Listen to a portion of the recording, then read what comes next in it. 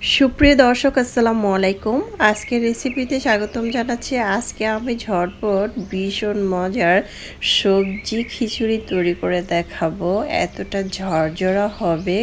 তো আর কথা নয়, ভিডিওটি যদি আপনাদের ভালো লেগে থাকে তাহলে অবশ্যই প্রথম থেকে শেষ পর্যন্ত দেখে চ্যানেলটা সাবস্ক্রাইব করে লাইক দিয়ে পাশে থাকবেন।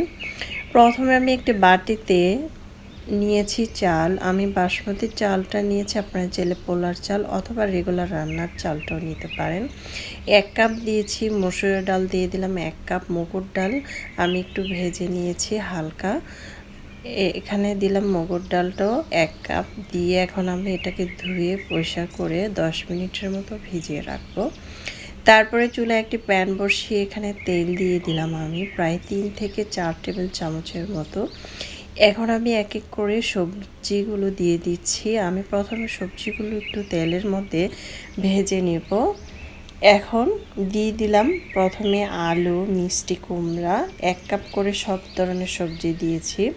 ফুলকপি, তারপরে বেগুন, শিম, গাজর, তারপরে হচ্ছে বাঁধাকপি, পেঁপে, মানে আমি প্রায় 7-8টার মতো সবজি আমি 1 কাপ করে নিয়েছি। নিয়ে এখন আমি এগুলো কিন্তু সুন্দর করে কেটে ধুয়ে পরিষ্কার করে নিয়েছি। এখন আমি একটু ভেজে নিচ্ছি, দেখতে পাচ্ছেন হালকা করে একটু সবজিটাকে ভেজে নিলাম। দেখতে পাচ্ছেন আমি কিন্তু কোনো পরিমাণ লবণ দিইনি, কারণ লবণটা দিলে কিন্তু সবজিটা একদম নরম হয়ে যাবে। সবজিটাকে উঠিয়ে নিলাম। এখন ওই তেলটার মধ্যে দিয়ে দিচ্ছি কিছুটা মশলা। দিয়ে দিলাম 2 টুকরো তেজপাতা, 2টি গরম মশলা, 4-5টার মতো এলাচ দিয়ে তারপর আমি এখানে দিয়ে দিচ্ছি পেঁয়াজ কুচি। আমি এখানে 1 কাপ পেঁয়াজ কুচি দিচ্ছি। দিয়ে এখন আমি এটাকে নেড়ে চেড়ে ভেজে নেব। যখন পেঁয়াজটা হালকা এরকম ব্রাউন কালার হবে তখন দেখবেন খুব সুন্দর একটি ফ্লেভার আসতেছিল, মানে খুব সুন্দর একটি এরকম ভেজে তরকারিটা রান্না করলে খেতে কিন্তু সবাই প্রশংসা করবে আর মজাদারও হবে। এখন দিয়ে দিলাম আদা আর রসুন। এখানে আমি আদা রসুন দিয়েছি 1.5 টেবিল চামচ করে। 1.5 টেবিল চামচ আদা, 1.5 টেবিল চামচ রসুন বাটা দিয়ে একটু আমি ভেজে নিয়েছি যাতে আদা রসুনের কাঁচা গন্ধটা না আসে।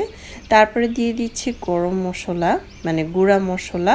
দিয়ে দিলাম হলুদের গুঁড়া 1/2 টেবিল চামচ, মরিচের গুঁড়া 1/2 টেবিল চামচ, ধনিয়ার গুঁড়ো 1/2 টেবিল চামচ, জিরার গুঁড়া 1/2 টেবিল চামচ আর 1/2 টেবিল চামচ হালকা একটু পরিমাণ গরম মশলার গুঁড়া। তারপরে দিয়ে দিলাম 2টি কাঁচামরিচ। এখন আমি একটু পরিমাণ পানি দিয়ে মশলাটা খুব সুন্দরভাবে কষিয়ে নিব। মশলাটা এমনভাবে কষাতে হবে যাতে মশলা থেকে খুব সুন্দর ফ্লেভার আসে, একদম পোড়া পোড়া হয়ে যায়, মশলার উপর থেকে তেল ভেসে ওঠে। এই যে দেখতে পাচ্ছেন আমি যেমন করে নিয়েছি। তারপরে আমি যে চালটাকে ধুয়ে পরিষ্কার করে ছেঁকে রেখেছিলাম সেখানে দিয়ে দিলাম। আমি এখানে 1 কাপ করে 3 কাপ ডাল নিয়েছি। তো এখানে আমার আছে হচ্ছে প্রায় 750 গ্রামের মতো চাল ডাল মিলিয়ে।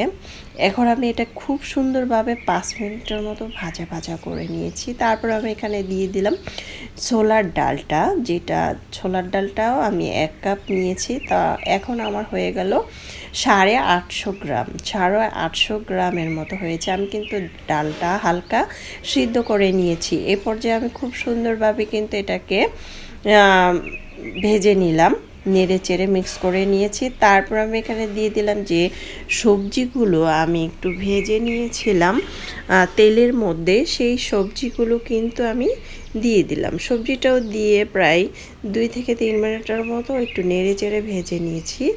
তারপর আমি এখানে দিয়ে দিচ্ছি ফুটন্ত গরম পানি। আমি এখানে ফুটন্ত গরম পানি দিয়েছি প্রায় 5 কাপের মতো। 5 কাপ ফুটন্ত গরম পানি দিয়েছি 850 গ্রাম চাল ডাল মিক্স এর মধ্যে আমি ফুটন্ত গরম পানি দিয়েছি প্রায়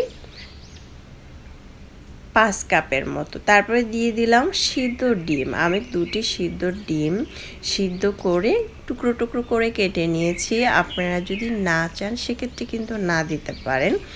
আমি একটু দিয়েছি, ডিমটা দিলে খিচুড়িটা আরও আঠালো হবে, খেতে অনেক মজাদার হবে। দিয়ে দিলাম পরিমাণ মতো লবণ, দিয়ে ঢাকনা দিয়ে ঢেকে রেখেছিলাম 5 মিনিট। চুলার আঁচটা আমি 80% করে রেখেছিলাম। দেখতে পাচ্ছেন পানিটা কিন্তু একদম শুকিয়ে গিয়েছে, সবজিটা কিন্তু এখনও গলে যায়নি, একদম খুব সুন্দরভাবে কিন্তু ঝরঝরা হয়েছে। এই পর্যায়ে আমি একটু নেড়ে চেড়ে দিয়ে এখানে দিয়ে দিচ্ছি কাঁচামরিচ, আস্ত কিছু কাঁচামরিচ, আর দিয়ে দিলাম আধা কাপের মতো ধনেপাতা কুচি। এ পর্যায়ে চাইলে ঘি অথবা কেওড়া জল একটু ওপর থেকে দিতে পারেন, অথবা কিছুটা দিতে পারেন পেঁয়াজ বেরেস্তা। এখন আমি নেড়ে চেড়ে দমে রাখবো 5 মিনিটের মতো। 5 মিনিট লাগবে না, আরও কম রাখলে হবে। চুলার আঁচটা একদম কমিয়ে দিয়ে, এটা কিন্তু আমার অলরেডি হয়ে গিয়েছে।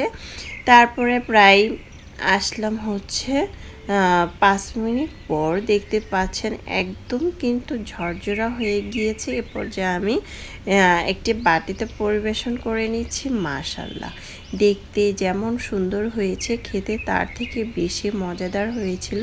চাইলে কিন্তু আমরা এভাবে ট্রাই করতে পারি। আশা করছি আমার আজকের রেসিপিটি ভালো লেগেছে। ভালো লাগলে অবশ্যই চ্যানেলটা সাবস্ক্রাইব করে লাইক দিয়ে পাশে থাকবেন। আর ভুনা খিচুড়িটা এভাবে সবজি দিয়ে যদি আমরা এরকম ঝরঝরা করে তৈরি করতে পারি, তাহলে কিন্তু আর কিছুই লাগে না, এতটা মজাদার হয়েছিল। আর রান্নার মধ্যে যদি পারফেক্টভাবে মশলা ঠিকঠাক মতো যদি হয়, তাহলে কিন্তু রান্নাটাও পারফেক্ট হবে। আর খেতে তো অনেক মজাদার হয়েছিল।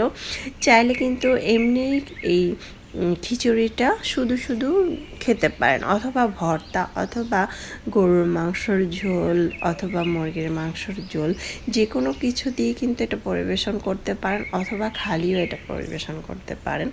যারা নতুন রাঁধুনি তারা কিন্তু অবশ্যই প্রথম থেকে শেষ পর্যন্ত ভিডিওটা দেখবেন, দেখলে তাহলে আপনারাও বাসায় রান্না করতে পারবেন পারফেক্টভাবে। এই রান্নাটা খেয়ে সবাই প্রশংসা করবে। আমার তো এই খিচুড়িটা অনেক মজাদার হয়েছে, আর আমার বাসায় তো সবাই প্রশংসা করেছে। আর আমার রান্নাটা খেয়ে যদি কেউ প্রশংসা করে, তাহলে আর তো আমার কিছুই লাগে না। আমি যদি কষ্ট করে একটা জিনিস রান্না করতেই যাই, যদি সেক্ষেত্রে রান্নাটা যদি পারফেক্ট না হয়, তাহলে কিন্তু রান্নাটা করতে গিয়ে যে পরিশ্রমটা আমরা করছি সেটা করেও বৃথা। তাই রান্নাটা খেয়ে যদি কেউ প্রশংসা করে, তাহলে কিন্তু পরিশ্রমটা একদম, তার জন্য পরিশ্রম করতে আর কি লাগে। আমি তো পরিশ্রম করতেই পছন্দ করি, আর আমি রান্নাটা করতে খুবই পছন্দ করি। আমি নিজের রান্না নিজে করে থাকি, আমার কাছে অনেক ভালো লাগে। নিজে গুছিয়ে নিজে রান্না করতে পছন্দ করি। চাইলে এভাবে ট্রাই করে একবার খেয়ে অবশ্যই কমেন্টসে জানাবেন খিচুড়িটা কেমন হয়েছে। চাইলে এভাবে ট্রাই করতে পারেন। আল্লাহ হাফেজ।